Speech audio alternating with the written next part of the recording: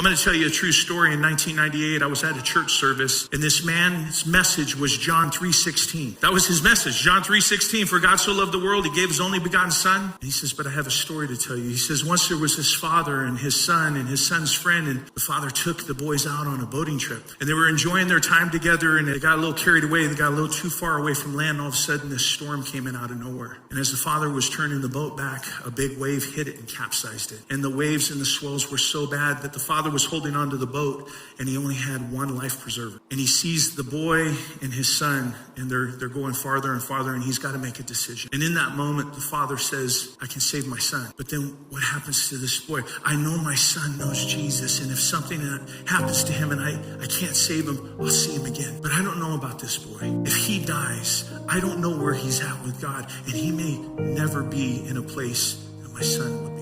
And so the father throws the life preserver out, and it goes to the friend. And the father's looking at his son. He says, son, I love you. He says, Dad, I love you too.